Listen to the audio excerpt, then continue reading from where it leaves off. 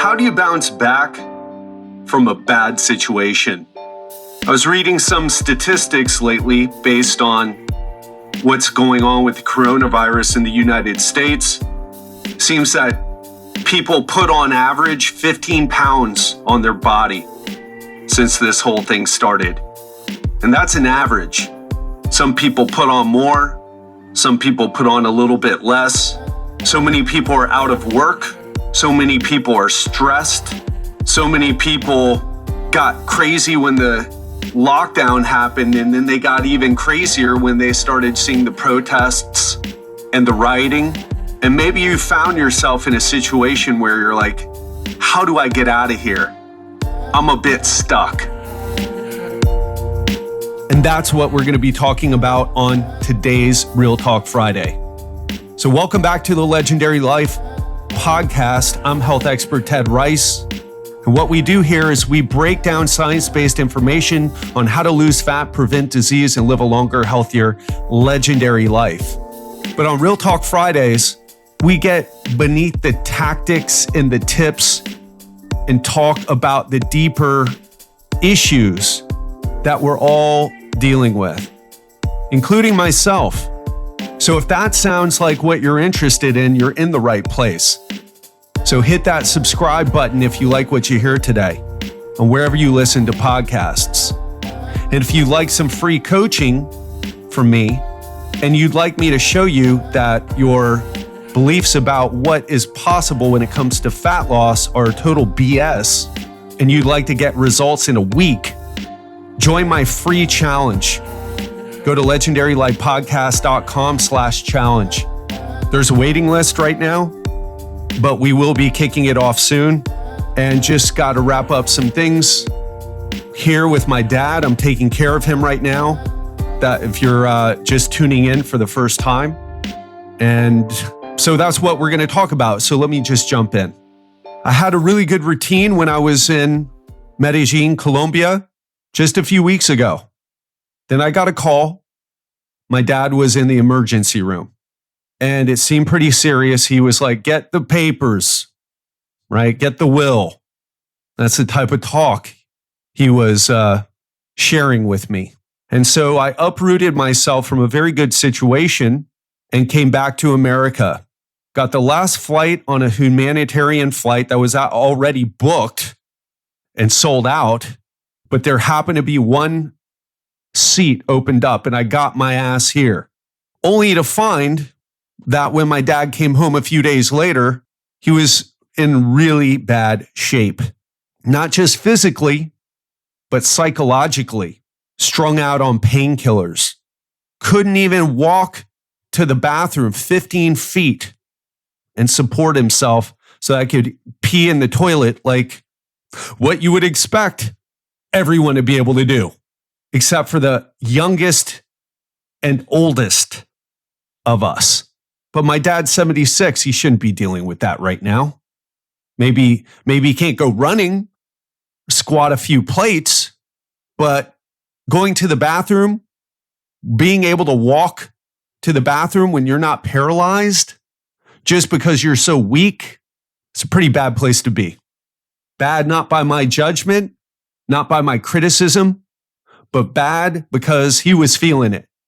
And so I managed to give I put myself first because I believe, just like when you get on an airplane, which I guess we're not going to be doing for a little while, or at least, for vacation purposes, what do they tell you?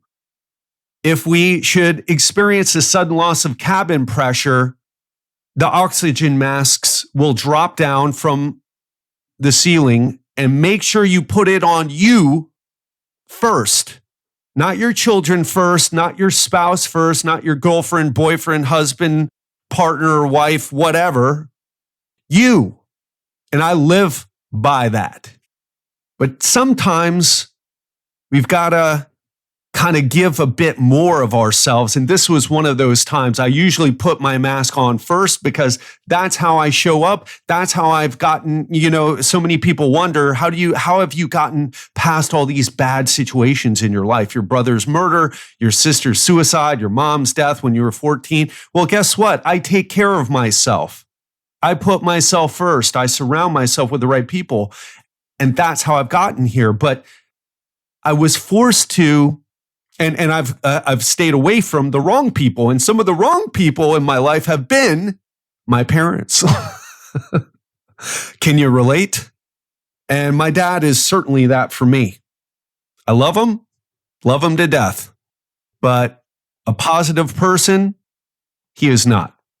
Many reasons for that we're not going to unpack today. But I've chosen a very different path. And my dad has chosen the path of victimization, of blame. And so I've stayed away from it. But now I'm forced to come back. Even though he's supported me, by the way, not all, our relationship isn't all negative. I have great conversations with my dad. He was very supportive of me when other people weren't. Like, oh, you're trying to do an online business. Even my cousin, who I love very much, was like, how are you going to make money doing that? It's like, well, now I make more money than him. Not to brag or to impress or trying to show off. I'm just saying, stop, people put limitations on you and that they have no business putting that they don't even know anything about.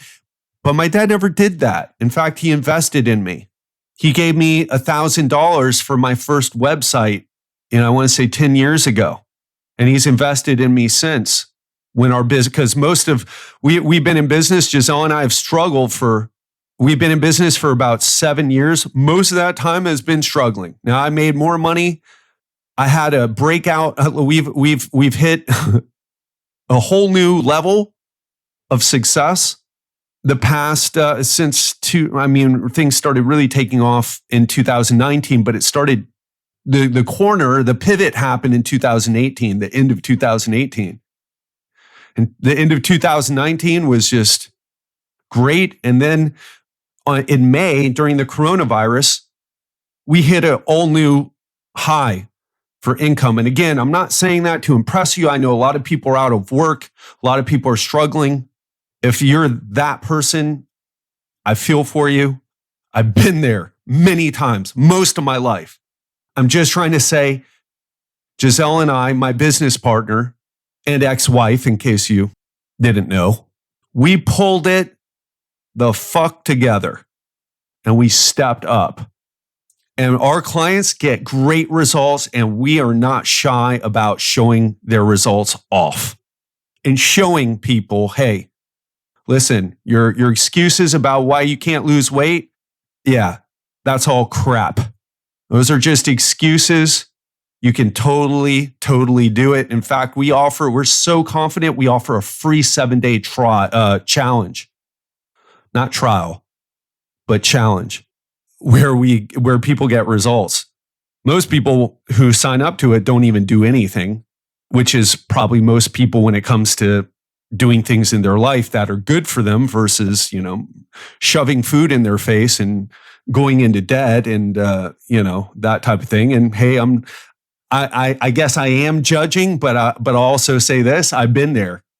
But back to the story, we were in a great place and I had to uproot and put my dad first. And I've been off my game until really today is the first day that I'm waking up and feeling powerful. And if you've been listening to this podcast for a while, I'm sure you've been with me through the ups and downs and you've heard when I've showed up as a strong person with my game, having it together. And then some days you listen, you're like, man, Ted's going through some shit.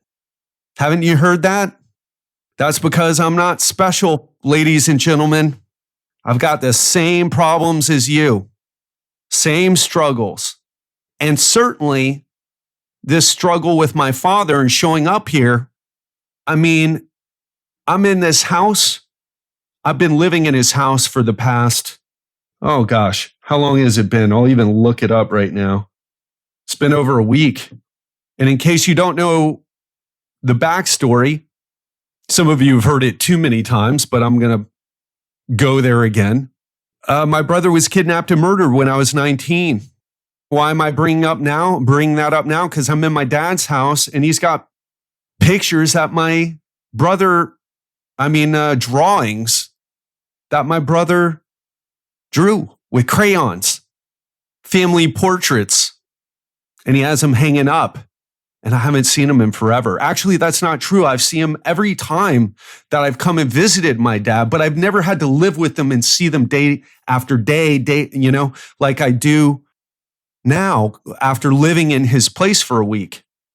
Another thing is his place is super cluttered. If you know me, I'm an organized, orderly person. Haven't always been that way. I used to be exactly like my dad. But my dad's place is a type of place you put down your keys. It takes you 10 minutes to find them because there's so much shit everywhere, so much, and I don't mean that literally, but so much stuff. Can't find the fucking keys. Drives me insane. Can't live like this. It's like you're just wasting time and increasing your stress. I would never live like this. I would pay for someone to help me, get this place together. That's what I've done. Or I would organize it myself. I would never let it get to this point. But my dad's stuff, I don't want to throw anything away because he still works. Actually does quite well as an arbitrator, except he can't work now because physically he's messed up, but he's gotten better. So anyway, so I'm getting triggered left and right. Also, I'm taking care of my dad's dog, Ginger. And my dad got Ginger. She's a Havanese, a white, curly-haired Havanese, I want to say puppy, because she still acts like one, but the truth is she's more like a grandma. She's like 13 years old, I think. And he got her right after my stepmom died. And that dog probably saved his life. Certainly saved him from loneliness and despair. And one of the things that I remember about Ginger, I've been here visiting, of course, but it's been a while. And now I'm with her every single day, walking her twice a day, picking up her poop, when outside and, doing all those things that you do for a dog. Good training for children, which I'd like, but I digress.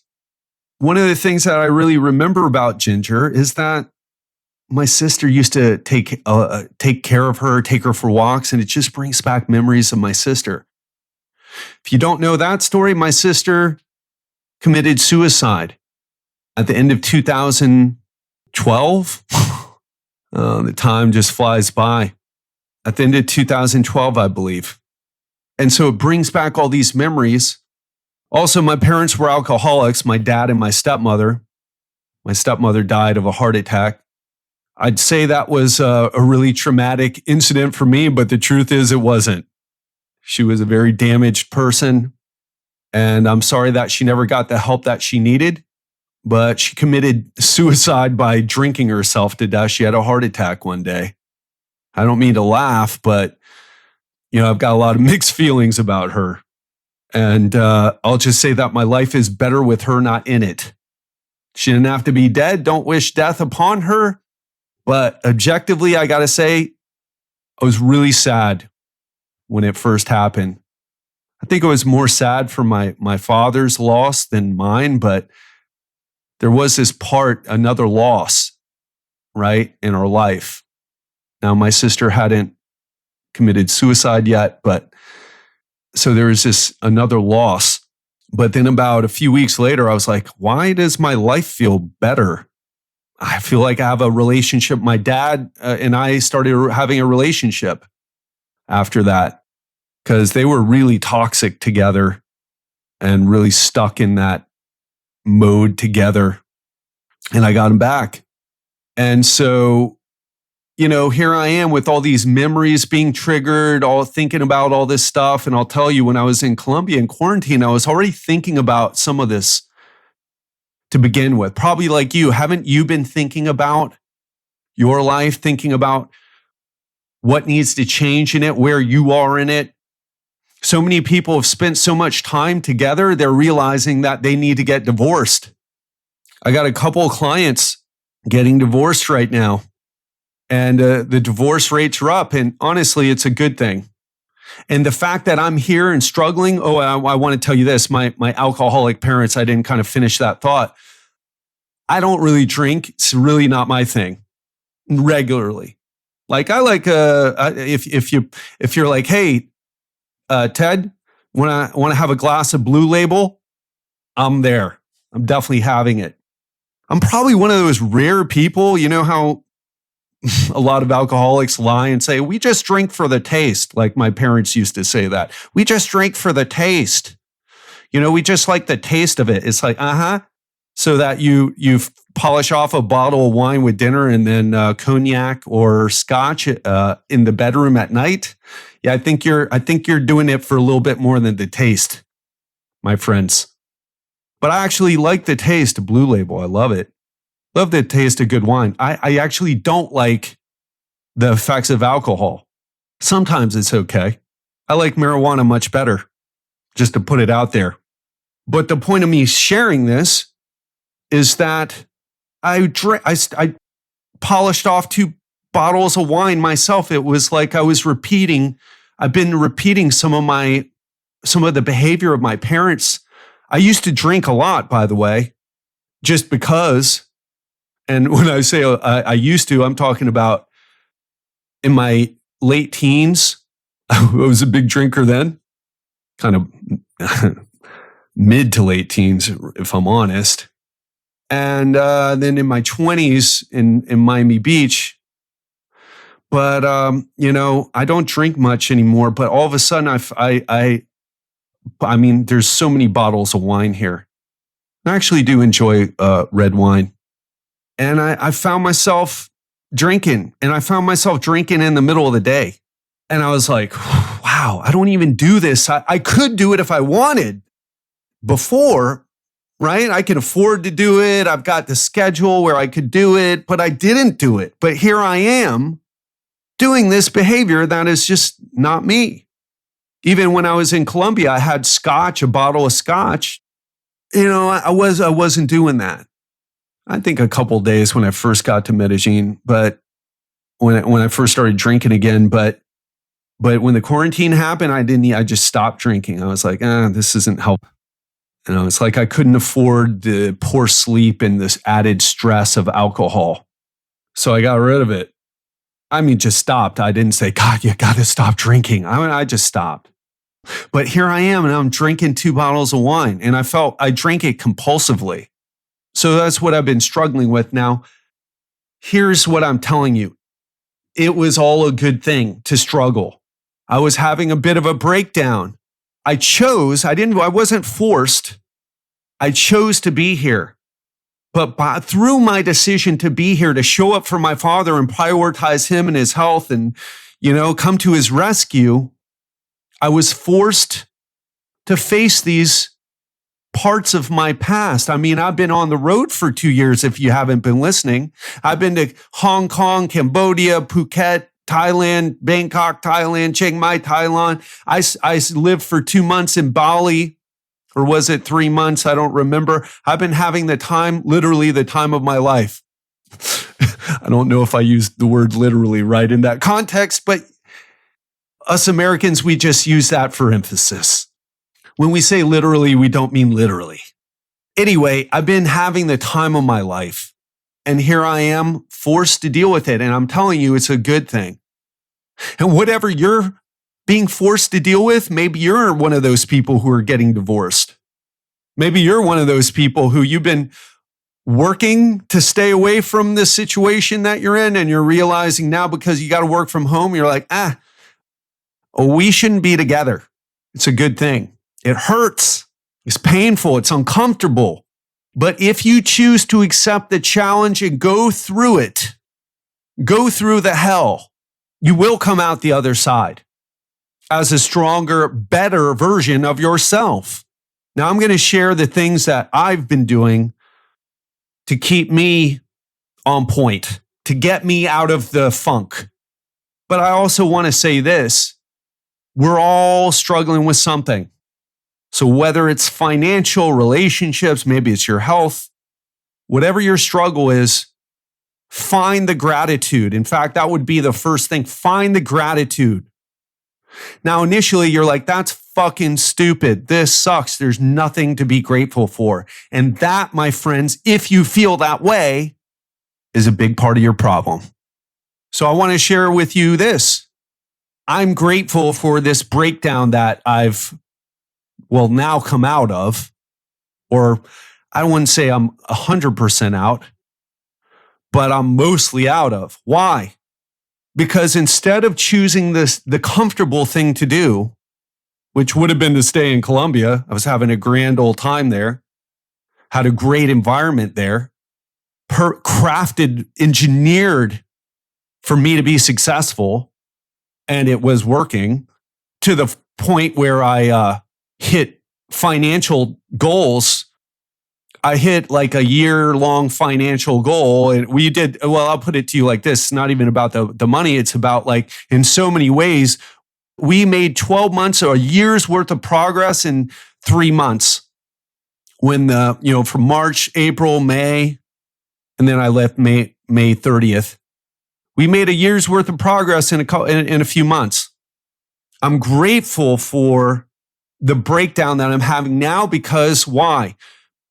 Because I'm having to step up and face what I've been purposely and sometimes unconsciously avoiding. I'm grateful because even though I could say it's bad timing, one perspective could be, why is my dad sick now where business is just starting to pick up and go, we're starting to get to the next level. Or I could say, I'm so grateful that he's having problems now because we had our best month ever. And now I can afford to be here, to relax a bit on the business, and to show up for him and to help him financially. It's a perspective. It's the first place you need to go. And I know that this is part of my journey. I showed up. I couldn't have, and I'll tell you this, my dad was in bad shape. I don't know what it would have turned into, but it would have turned into something really bad. And if I would have stayed comfortable in Colombia and something would have happened, I would have felt like like I didn't live according to my values. I avoided the short-term pain and long-term payoff for short-term pleasure. And I'm grateful that I made that choice because it was the right choice to make. I know in my heart that I am here. This is where I'm supposed to be. And I want to ask you, what are you grateful for about your breakdown? Force yourself to write down 10 things that you're grateful for about the current situation, whether it's unemployment, whether you lost a bunch of money, whether you're getting divorced, whether you're having a health issue. Write down 10 things that you're grateful for. You want to have a breakthrough? Do this. Why are you grateful for this? In fact, one of my clients has been, she's a vice president of clinical operations in a hospital. You can imagine during COVID. And she put on, now she's lost over 40 pounds with me, but she put on in 2 weeks of like dealing with another spike, she put on 4 pounds. And I asked her, hey, check this out. So the obvious thing would be, hey, you put on 4 pounds. Why'd you do this? Why are you messing up? Why'd you put on 4 pounds? Why you're screwing up? It's not what I did. I was like, what's the win?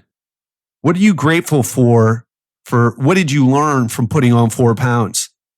At first, you're like, what type of stupid question is that? There's nothing good about putting on 4 pounds. Wrong. And she answered. And at first, after she got over what question, or what are you asking me? After she got over it and I forced her to answer, I didn't really force her. I just put her in a position where she had to think about things differently. That's how we break our patterns, ladies and gentlemen, thinking about things differently. She came up with some great answers. Well, first, I didn't put on 14. It was only 4. In the past, it would have been worse. Another thing, I'm learning what my weaknesses are and what I need to improve. So many of us view failure, right? Quote unquote failure. Oh, I put on 4 pounds. I failed. No, you didn't. Failure isn't the opposite of success. It is the path to success. Think about that one again. In fact, I'll repeat it for you. Failure isn't the opposite of success. It is the path. It is the path to success. How do you think I started a business online and got to where I hit the best month ever in the middle of a quarantine, in the middle of a lockdown, a global crisis? You think it was because I'm an overnight success? You think it's because, I had all my stuff handled? No. I failed. Most of the things that we tried over the years have not worked. And we've constantly tweaked and asked ourselves better questions and finally got to this point where our business, we're going to hit 7 figures next month. I will have $1 million business. Now, I'm not going to be making $1 million, but our business will hit 7 figures next year in 2021. Maybe even what we're shooting for is by the end of 2020.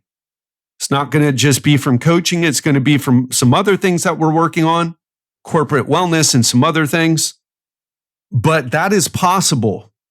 And so what I'm asking you again is to look at your failures and realize that they are the path to success. You can't learn to ride a bike without falling a few times. You can't learn how to drive a car without getting in a few accidents. I'm just kidding about that. You shouldn't get into accidents, even though I did get into a few accidents. Anyway, you're going to have some screw ups. You've got to realize it's the path to success. That is the path. There is no other path. There is no path that exists without the setbacks, without the quote, what you call failures. There is no path to success without that. But somehow in our society, that bullshit narrative, that's what people think. Well, it's fucking wrong. You know what the opposite of success is? Giving up, not trying at all. Being afraid of failure is the opposite of success. And if you're afraid to do something because you might fail, so many of the clients that sign up to my coaching and some of the ones that hop on breakthrough calls and don't sign up, maybe that's even you listening right now, you're afraid of failing. And because of your fear, then you've really failed. You haven't even gotten started, or you've gotten started and you keep giving up.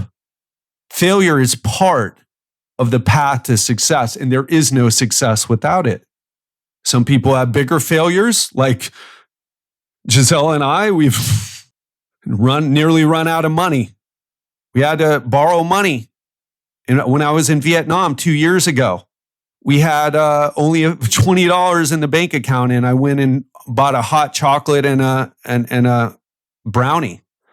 I'm going to have Giselle on to tell that story one day because she remembers it a lot better. I just knew we were going to make it. I just always knew. This episode is sponsored by Organifi. Do you want to know a secret that all my coaching clients follow? It's really simple, but powerful. Add vegetables into each meal. But let's be honest, most of us, including myself, don't eat the recommended servings of vegetables and fruits each day. So for those of us who are on the go or have trouble eating healthy, having a greens powder makes it easy to get your greens in every single day, no matter how busy you are. And that's why I use and recommend Organifi Green Juice, a superfood powder that you just add water to so that you can get your greens in even when you're on the go. The best thing about Organifi Green Juice is that it actually tastes great. But don't believe me, try it for yourself. And use the code TED20, that's capital TED, the number 20, at www.organifi.com. That's Organifi.com to receive 20% off your first order. But hurry, this is a limited time discount for Legendary Life listeners. Now, back to the episode. So back to you. What can you be grateful for about this? That's the first step. Write 10 things down that you're grateful for about this breakdown that you're currently experiencing, no matter what it is, financial, relationships, or health. Some people need a good kick in the ass to get their butt in gear. That's something to be grateful for. That's the motivation that you've been waiting for. I'm laughing because the coronavirus situation, our business was going comfortably, right? And then the coronavirus situation hit. I was in Medellin, Colombia, learning Espanol. And then that hit, and it was the needed kick in my ass to get myself to the next level with business. And Giselle and I put our heads together and we really stepped up and made it happen. So if you're feeling that pressure, use that anxiety to start taking action. And that's the next thing. But now that you've started to shift your perspective, what can you take action on? Don't worry about the failure. Get yourself in action, because here's the thing. This is something that so many people are struggling with.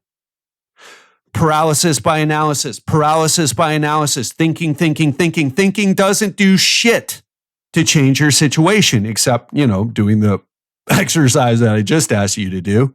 But most of us were like, how can I fix this? How can I do this? Think. Read. Listen. No, action. Because right now you have the habit of consuming information, but not taking action. And I've been there. I've been stuck here.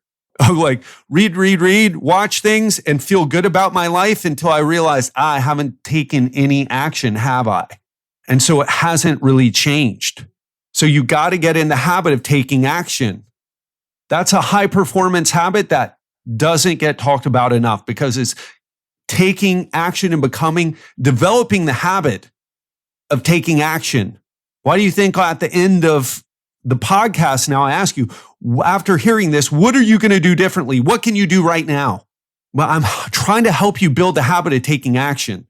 And the next thing is play the game of feel good now instead of I will feel good when.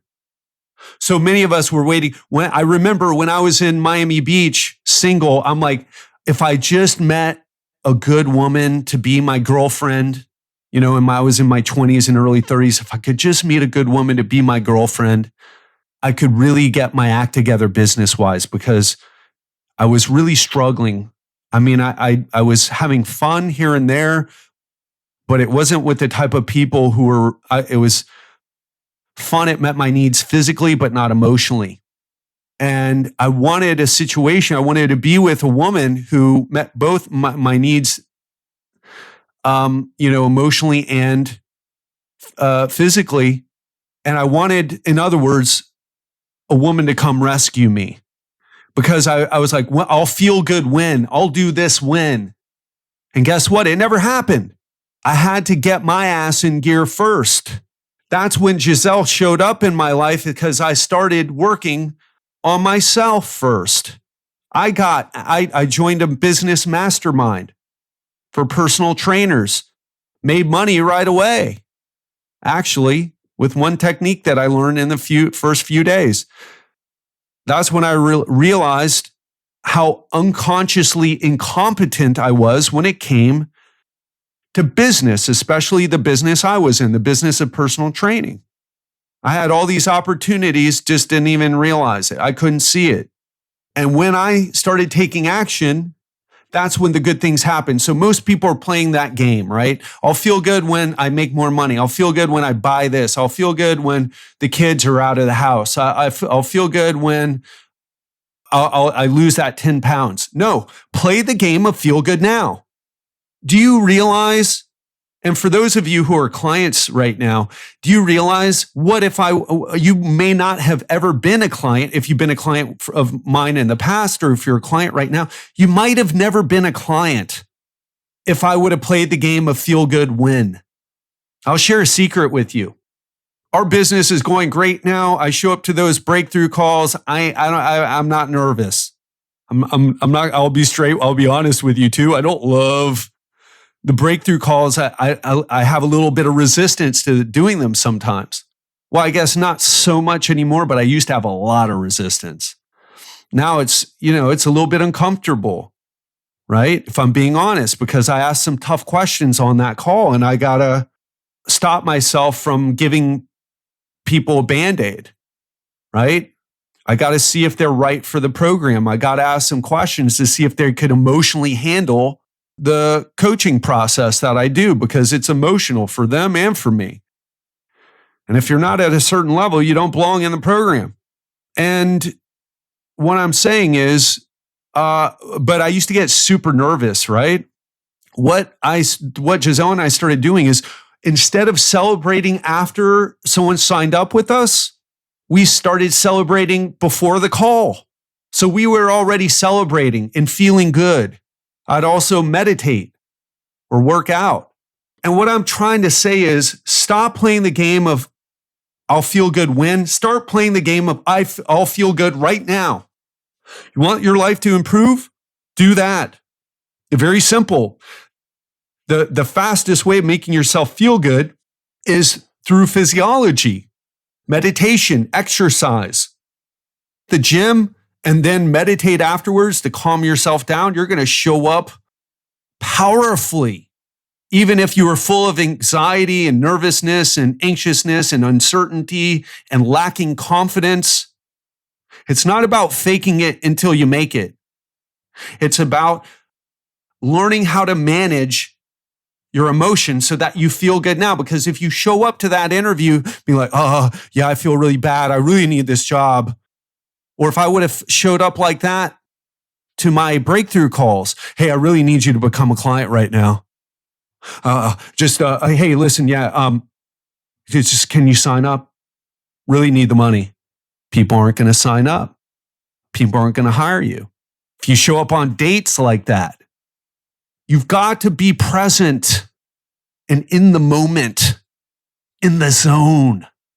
And you do that by playing the game of feel good now. The real power of exercise isn't that it helps you lose fat. That's part of it, but it's powerful because it helps you mentally, psychologically. That is the real issue. Most people, including yourself and including myself, aren't further along, or where, let's say not further along, but aren't where we want to be in life because of the way we feel. That's why you eat so much. That's why you spend so much on the wrong things. Oh, I don't have money for coaching, but I certainly have money to go out to dinner and to go on that vacation where I just eat and drink and look at myself in the mirror and feel bad and avoid the pool. And so I go eat and drink more. Play the game of feel good now. Don't wait. No one's coming to save you. In fact, the people will come to save you, like Giselle showed up in my life. And now we have this beautiful business together where we're changing lives because I stopped waiting for someone to show up and save me. I stopped waiting to feel good when. I said, I'm going to start feeling good now. That's a secret of success. And the last thing I'll leave you with is engineer your environment. Take control of your environment. How's your bedroom? Do you have sex in it? Please have more sex. Not the sociopathic, casual sex, but have a connection. That's a secret too. But how's your bedroom? Do you have blackout blinds? Do you have it cold? Is it quiet? Or do you have earplugs? Do you have a face mask, eye mask to block out the light? Set yourself up for success. How's your kitchen looking? Do you have M&Ms and donuts and stuff on the countertops? Or is it clear and all that stuff's packed away, or even better, out of the house, and you got fruits and vegetables on the counters? Same thing with your pantry and refrigerator. Get that junk stored away somewhere. Put it in the laundry room. Engineer your environment for success. I'll tell you, I was in Medellin. I was living in a place initially where there was no AC, so it was hot. I was using a fan. It had no blackout blinds, so light would come in early, wake me up, so I was sleeping like crap. I felt good because everything was good. But as soon as the coronavirus situation happened, the stress came on. I was uncertain about how my business was going to do. And I really needed to step up big time. I moved out of that place. Also, I wasn't able to get outside and get sun. Sun is the source of life on earth.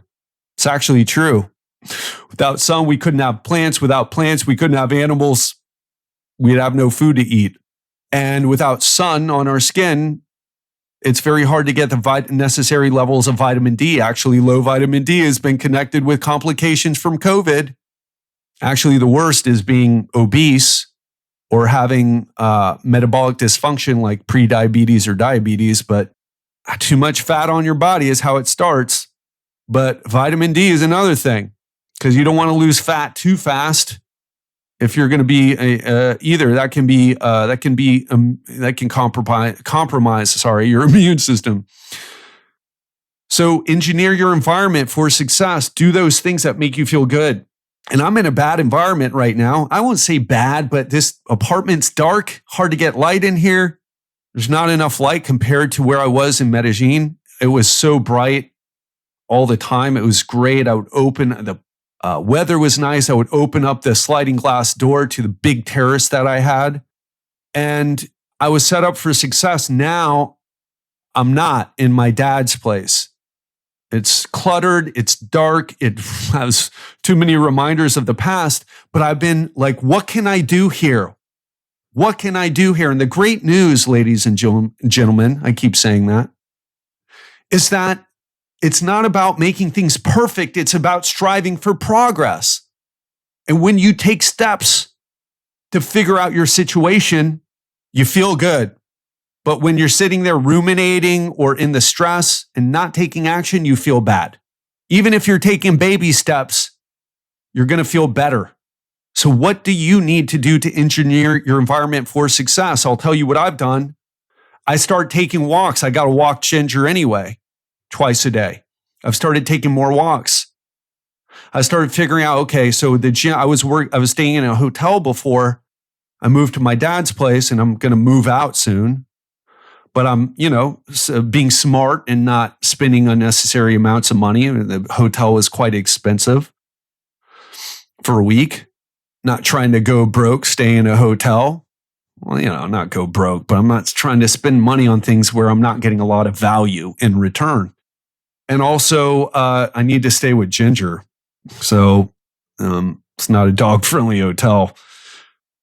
So how can you engineer, what can you start to change about your environment now that will set you up for success? How can you engineer, how can you adjust your bedroom if you're having sleep issues or need to optimize your sleep? How can you change your kitchen to avoid emotional eating, getting rid of trigger foods? What can you do? What can you do to declutter your place and organize it? So those are the keys, my friends. Number one, change your perspective. Ask yourself, what am I grateful for in this time? Even with the riots, even with the Black Lives Matter, even with the protests, even with the lockdown, even with the COVID. What are you grateful for?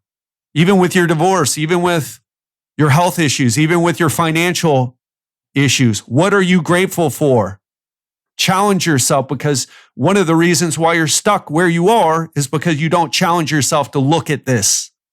You are way more grateful if you should be, I won't should all over you, but if you are in a first world country, if you can't find something to be grateful for, you're not trying enough.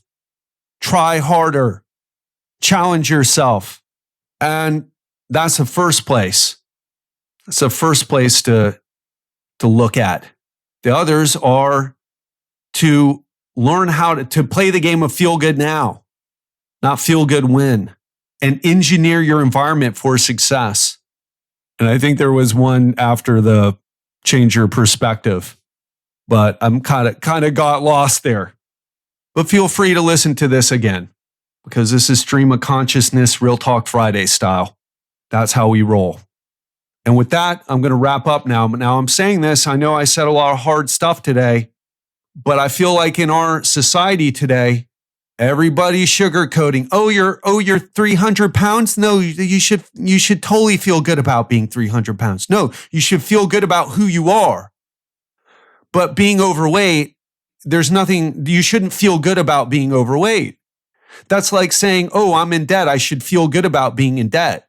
You can look for the lessons and be grateful for where you are, but that's different than, we're not trying to use bypassing, right? Oh, let's overlook the problem. You don't want to be in debt. You don't want to have a bad relationship. You don't want to be overweight, but there's reasons to be grateful for it too. But in our society, they mix the two up. They don't separate. Like, hey, listen, your weight isn't your worth. In fact, you probably got overweight because you were stepping up for other people in your life. There's something to be said about that. You're a winner, not a loser. However, you're still overweight or obese. And it ain't good. Nothing good about it. In fact, you don't need me to tell you that, because every time you see yourself in the mirror, you say those things to yourself. Hear it all the time. You got to love yourself and appreciate yourself. Be grateful for the lessons that got you to where you are and what you've learned from getting to where you are, even if it's in a bad situation. But then whatever it is, with your weight, your finances, your relationships, whatever, time to take action. And I'm going to finish up like this. What are you going to take action on after listening to this today? Are you going to let this be another piece of information that came into your life that gave you a bit of motivation, a bit of clarity, challenged you on some of the ways that you're looking on things, but then you're going to walk away, oh, I feel good now. I don't have to do anything. Or are you going to step up and take action? Because that's an epidemic, one that we can't see. The obesity epidemic, that's why it's so obvious. We can all see it. We all see your emotional problems. People can see it. But a deeper issue that's affecting just as many, if not more people, is over-consuming information and not taking action. Very hard, you can't see that. So ask yourself right now, what am I going to do differently as a result of having listened to this today? Because if I don't do something differently, I've just given myself a Band-Aid. I've just made myself feel better, and I've used it as a surrogate for taking action, not as inspiration to take action. I've used it as a substitute for taking action instead of inspiration to taking action. What is that action going to be for you? And I'll tell you, if it's about health, sign up to my challenge, legendarylifepodcast.com/challenge. And to be honest, we're probably already full. I have no idea how many spots we have left. But sign up. We'll let you in. We'll let the right amount of people in, because most people don't even do anything. Just to follow up on this idea about taking action, most people sign up to the challenge, don't do shit. We never hear from them. We don't see them. We just pay for it. We actually even pay for them to be in the app that we use, and they don't do anything. It's so crazy. So if you're want to, and there's, hey, if you're there, I've been there too, but at least you can at least see. So if you want help with your health and want to make results in a week and get coaching from me for free, which I love to do, by the way, I love doing the challenge. It's so much fun. I didn't know if I was going to like it or not, but wow. It is so amazing every time we do it. Go to legendarylifepodcast.com/challenge. You don't have to join and become a client afterwards. That's only for the elite few who are ready to take on that next challenge. But just join. I would love to help you. Love to connect with you. Again, there's a waiting list. That's what happens when something's good. But if you get in there now, we might get you in this time, and if not, the next time. And again, I want you to ask yourself, if health isn't the place and you just come here for the inspiration, but you're pretty good with your health, well, then what do you need to work on? Because we all need to work on something. Growth never ends. I don't care how old you are, how much experience you have, growth never ends. So what are you going to do after listening to this? That's what I want to leave you with. That's the question I want you to answer for yourself. That's what I want you to manifest in the real world by taking action on it. And I want you to know that I love you. That's why I share these things. That's why I share about my life. Don't put me on a pedestal because I'm just like you. The only difference is that I've done my work in this area and you may not have yet, but you've done work in other areas, right? We all have things that we've accomplished. That's just to say I've been there, I've been stuck, and I'm just like you. And the way to get to the next level is through that action. So I love you. Hope you enjoyed this. Talk to you on Monday.